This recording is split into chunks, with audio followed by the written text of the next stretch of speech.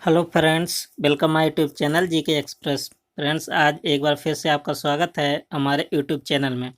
Friends, आज आप सबके लिए लेकर आए हैं प्राचीन इतिहास के 50 प्लस मोस्ट इम्पॉर्टेंट क्वेश्चन जो विभिन्न प्रकार के एग्जाम में पूछे जा चुके हैं।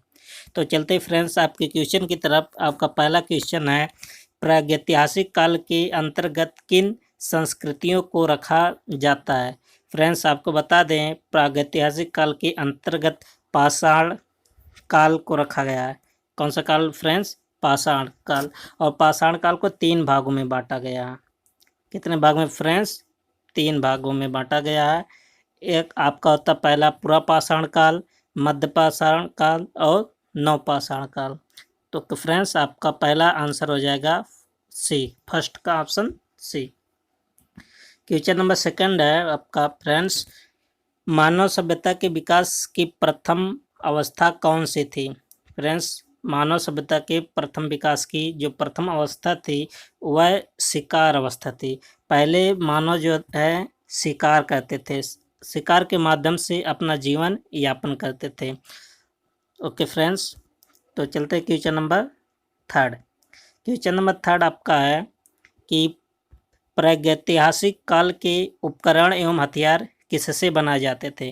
फ्रेंड्स, आपको बता दें, प्रागैतिहासिक काल के जो उपकरण थे वे पत्थर से बनाए जाते थे। किससे फ्रेंड्स? पत्थर से बनाए जाते थे। तो तीसरे का करेक्ट आंसर हो जाएगा ऑप्शन डी, पत्थर।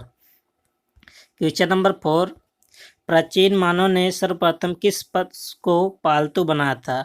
आपको बता दें फ्रेंड्स, प्राचीन मानव ने सर्वप्रथम कुत्ते को पालतू बनाया था। किसको बनाया था फ्रेंड्स? कुत्ता को। और कुत्ते को मध्य पाषाण काल में पालतू बनाया था।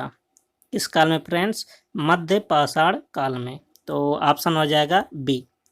क्वेश्चन नंबर 5, मानव ने आग का प्रयोग सर्वप्रथम किस युग में किया। तो फ्रेंड्स, मानव ने आग का प्रयोग तो नवपाषाण काल में किया था, लेकिन आग के बारे में पुरापाषाण काल से ही उनके पास जानकारी थी। और प्रयोग कब किए थे फ्रेंड्स? नवपाषाण काल में। तो आंसर हो जाएगा ए। क्वेश्चन नंबर 6 है फ्रेंड्स, मानव ने कृषि कार्य किस युग से प्रारंभ किया। तो मानव ने फ्रेंड्स कृषि कार्य जो था नवपाषाण युग से ही प्रारंभ कर दिए थे। और इसी युग में फ्रेंड्स आग मतलब पहिए का भी आविष्कार किए थे नवपाषाण काल में ही। क्वेश्चन नंबर आपका 7 है, मानव द्वारा सर्वप्रथम किस धातु का प्रयोग किया गया था। तो फ्रेंड्स, आपको बता दें, मानव ने सर्वप्रथम तांबा को प्राप्त किए, तांबा धातु को प्रयोग किए थे। तो ऑप्शन हो जाएगा friends B, copper. Question number 8, मानव ने सर्वप्रथम किस फसल का उपयोग किया। तो फ्रेंड्स, जौ का प्रयोग सबसे पहले मानव ने किया था। ऑप्शन हो जाएगा ए। क्वेश्चन नंबर 9, नवपाषाण युग में चावल की खेती का प्राचीनतम साक्ष्य कहाँ से मिला। फ्रेंड्स, आपको बता दें, प्राचीनतम साक्ष्य कोलडीवा से मिला, जो कि वर्तमान में प्रयागराज या इलाहाबाद में स्थित है। चलते हैं क्वेश्चन नंबर 10 की तरफ।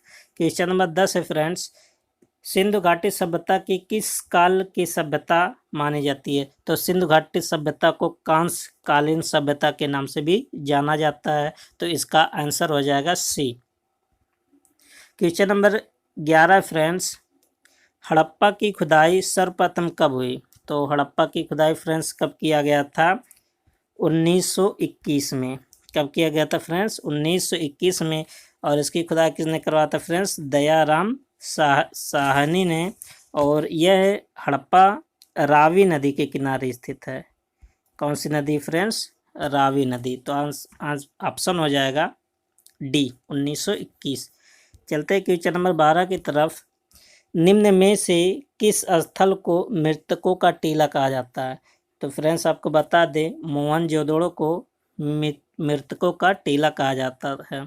तो ऑप्शन हो जाएगा करेक्ट सी।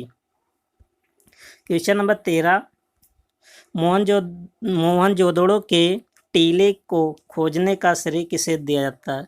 तो मोहनजोदड़ो को टीले को किसने खोजा था फ्रेंड्स? रखालदास बनर्जी ने खोजा था। कब खोजा था फ्रेंड्स? 1922 में खोजा था। और मोहनजोदड़ो फ्रेंड्स आपको बता दें, मोहनजोदड़ो फ्रेंड्स सिंधु नदी के किनारे स्थित है और जहाँ से कांसे की नर्तकी की मूर्ति भी मिली थी और सूती धागा भी यहीं से प्राप्त हुआ था। तो इसका ऑप्शन हो जाएगा friends Rakhaldas Banerjee, option A. Question number 12 पर चलते हैं। सॉरी, क्वेश्चन नंबर 14 आया आपका, हड़प्पा सभ्यता में विशाल स्नानगार का साक्ष्य कहाँ से प्राप्त हुआ? तो फ्रेंड्स विशाल स्नानगार कहाँ से मिला था? मोहनजोदड़ो से ही मिला था। तो ऑप्शन हो जाएगा बी। क्वेश्चन नंबर 15, निम्न में से कौन सा युग सुमेलित नहीं है? तो फ्रेंड्स यहाँ पर 4 ऑप्शन दिए हैं। हड़प्पा रावी नदी के किनारे एकदम सही है। मोहनजोदड़ो सिंधु नदी के किनारे ये भी सही है। कालीबंगा घग्गर नदी के किनारे स्थित है, ये भी सही है। और लोथल सतलज, ये फ्रेंड्स गलत है। लोथल सतलज नदी के किनारे स्थित नहीं है और लोथल अहमदाबाद में भोगवा नदी के किनारे स्थित है। तो इसका करेक्ट आंसर हो जाएगा ऑप्शन डी। क्वेश्चन नंबर 16 है फ्रेंड्स, सिंधु घाटी सभ्यता में गोदीवाड़ा का साक्ष्य कहाँ से प्राप्त हुआ? तो कहाँ से प्राप्त हुआ था फ्रेंड्स गोदीवाड़ा? लोथल से। कहाँ से प्राप्त हुआ था फ्रेंड्स? लोथल, जो कि भोगवा नदी के किनारे स्थित है। तो ऑप्शन हो जाएगा फ्रेंड्स बी। चलते हैं क्वेश्चन नंबर 17 की तरफ। निम्न में से किस धातु का प्रयोग हड़प्पा के लोग नहीं करते थे? तो फ्रेंड्स हड़प्पा सभ्यतावासी लोहा का प्रयोग नहीं करते थे। ऑप्शन हो जाएगा डी।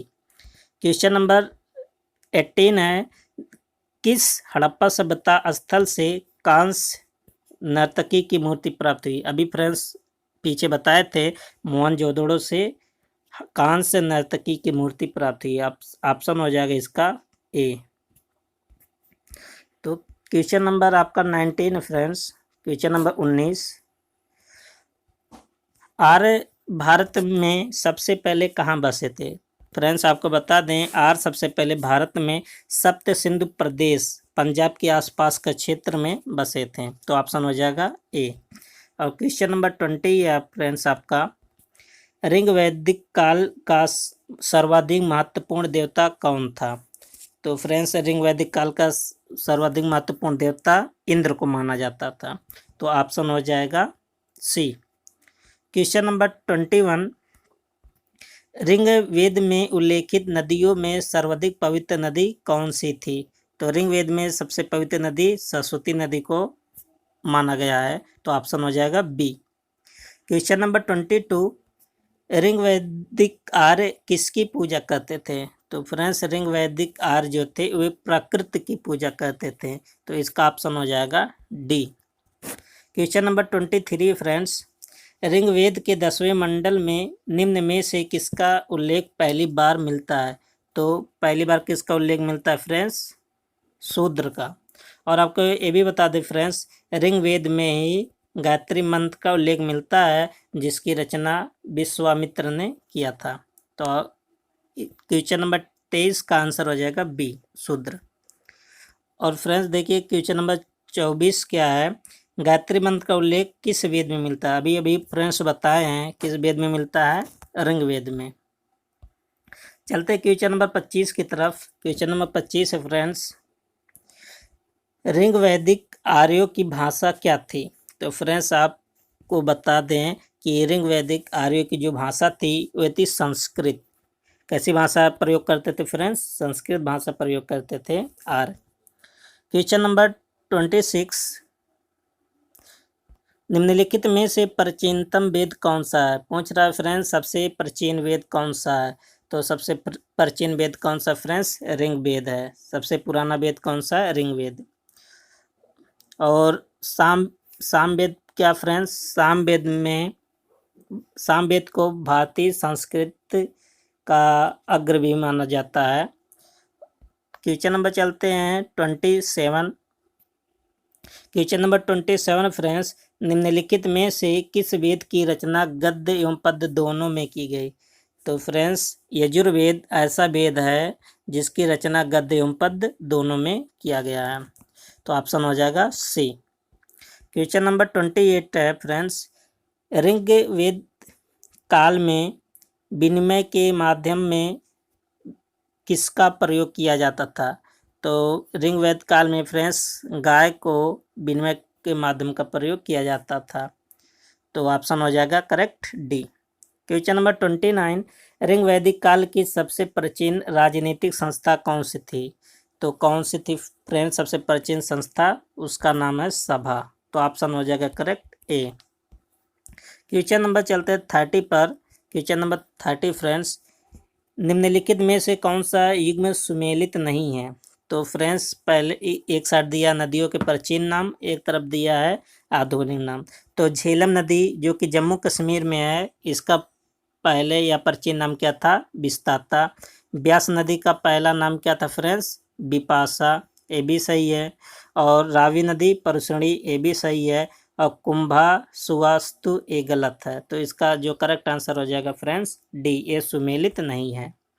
क्वेश्चन नंबर 31, उत्तर वैदिक काल का सर्वाधिक महत्वपूर्ण देवता था? तो फ्रेंड्स आपको बताना है कि उत्तर वैदिक काल का सबसे महत्वपूर्ण देवता कौन था? प्रजापति, तो ऑप्शन हो जाएगा C correct.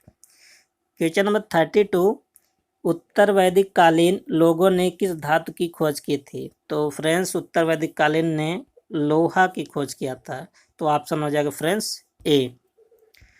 Question number 33, Bharat का आदर्श राष्ट्रीय वाक्य सत्यमेव जयते कहाँ से लिया गया? तो सत्यमेव जयते कहाँ से लिया गया फ्रेंड्स? मुंडकोपनिषद से, तो ऑप्शन हो जाएगा correct B. Question number 34, Jain धर्म का वास्तविक संस्थापक किसे माना जाता है? फ्रेंड्स जैन धर्म का वास्तविक संस्थापक महावीर को माना जाता है। और फ्रेंड्स इसके बारे में आपको थोड़ा बता दें कि जैन धर्म को सबसे पहले ऋषभ देव ने स्थापना किया था, और ऋषभ देव पहले ही जैन धर्म के तीर्थकार भी हैं। और पाश्चरनाथ फ्रेंड्स जैन धर्म के 23वें तीर्थकार हैं, और महावीर स्वामी जी जैन धर्म के 24वें तीर्थकार हैं, जो कि अंतिम भी थे। तो इसका करेक्ट आंसर हो जाएगा फ्रेंड्स सी। क्वेश्चन नंबर 35, जैन धर्म के 24वें तथा अंतिम तीर्थकार कौन थे? अभी फ्रेंड्स आपको बताए हैं कि जैन धर्म के 24वें तीर्थकार नाम महावीर स्वामी है, तो इसका करेक्ट आंसर हो जाएगा friends option A Mahavir Swami. Question number 36, Parshvanath द्वारा प्रतिपादित 4 महाव्रतों में महावीर स्वामी ने कौन सा 5वां व्रत जोड़ा? तो कौन सा व्रत जोड़े थे फ्रेंड्स? ब्रह्मचर्य, तो ऑप्शन हो जाएगा बी। क्वेश्चन नंबर 37, जैन धर्म में त्रिरत्न हैं? तो सम्यक दर्शन, सम्यक ज्ञान, सम्यक चरित्र, ये तीनों है फ्रेंड्स जैन धर्म के त्रिरत्न।